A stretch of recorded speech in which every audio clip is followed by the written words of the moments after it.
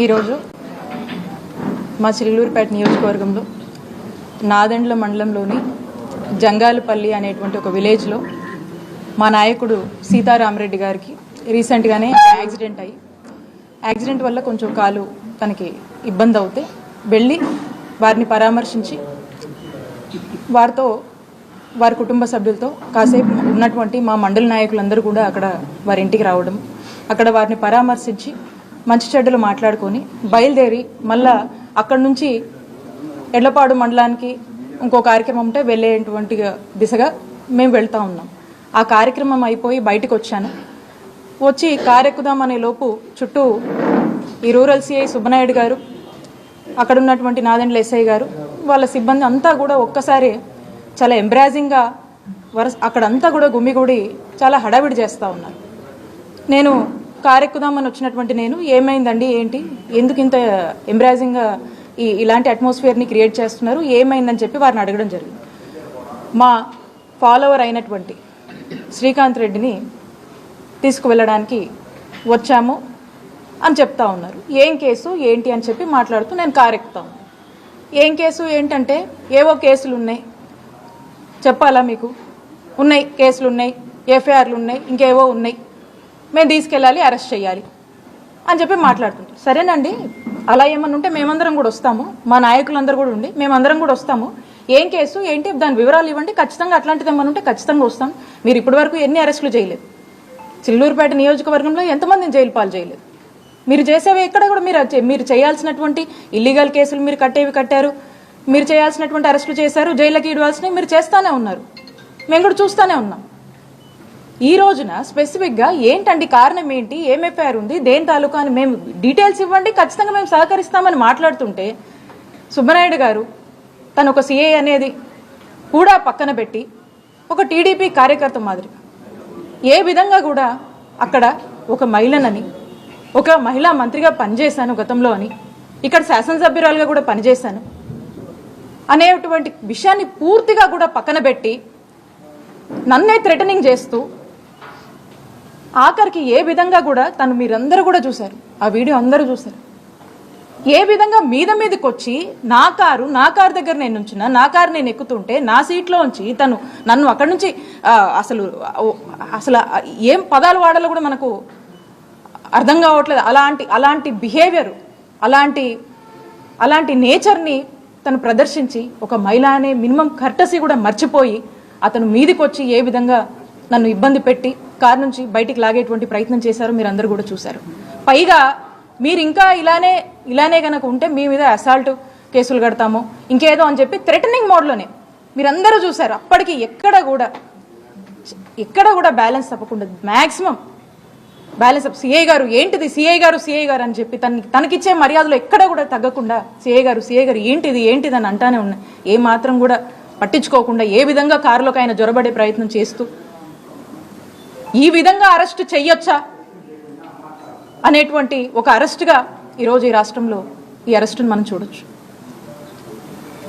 మొదటి నుంచి కూడా ఆ సందర్భంలో తనకి ఏవేవో ఫోన్లు వస్తానే ఉన్నాయి, మా ప్రెజర్స్ మాకున్నాయి. ఇక అదే మరి ఎవరి మెప్పుల కోసమో ఈ విధమైనటువంటి ధోరణి, ఈ విధమైనటువంటి ప్రవర్తన, తను ఒక యూనిఫామ్లో ఉన్నటువంటి సీఏగా తను మర్చిపోయి నేను ఒక ఎక్స్ మినిస్టర్గా పనిచేసిన ఒక మహిళననేటువంటి విషయాన్ని పక్కన పెట్టి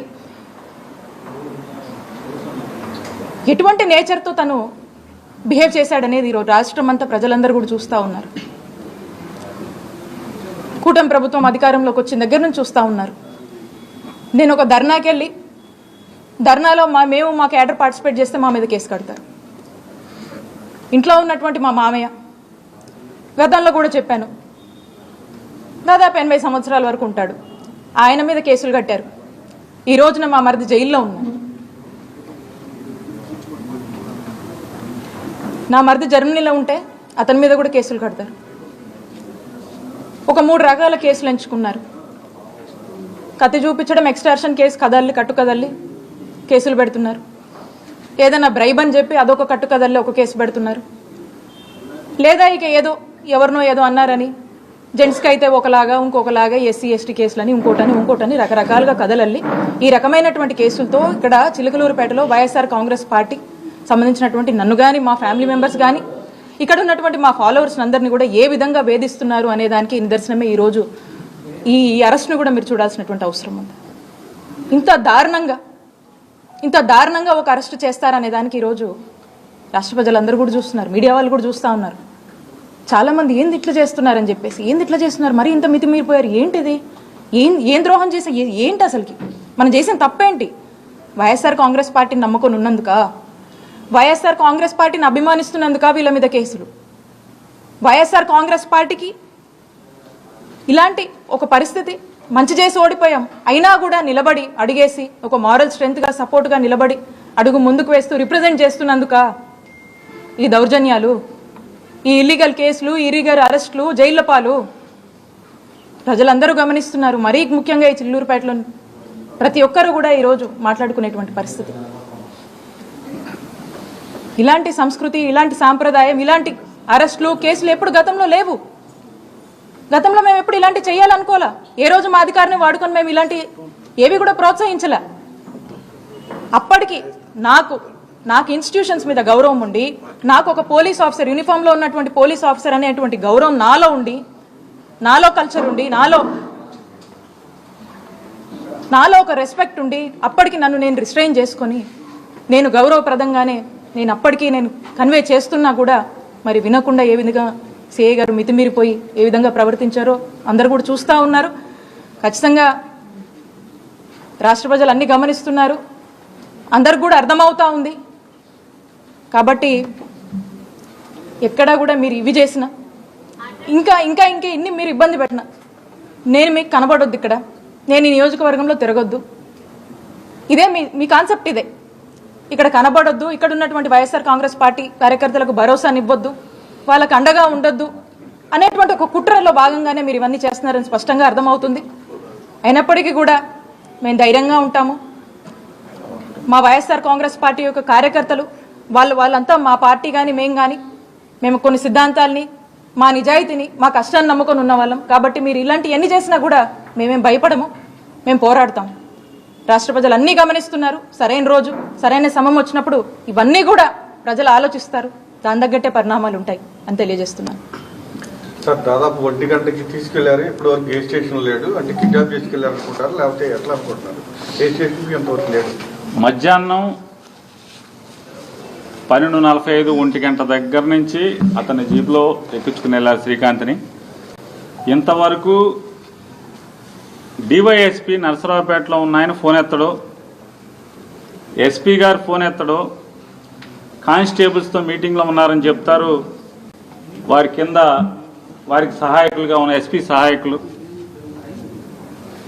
సిఐ ఫోన్ ఎత్తడో, ఎక్కడున్నాడో తెలీదు. ఇంతవరకు ఏ స్టేషన్కి తీసుకెళ్లలేదు, ఇంతవరకు అరెస్టు చూపించలేదు. పోలీసులు గనక చట్టాన్ని వారి చేతిలోకి తీసుకునే పరిస్థితి ఈ రకంగా దుర్మార్గంగా ప్రవర్తిస్తే గనక ఖచ్చితంగా మేము రేపు ఉదయం న్యాయమూర్తిని, ఉన్నత న్యాయస్థానాలని మాత్రం తలుపు తడతాం ఖాయం ఈ పోలీస్ చర్యల మీద.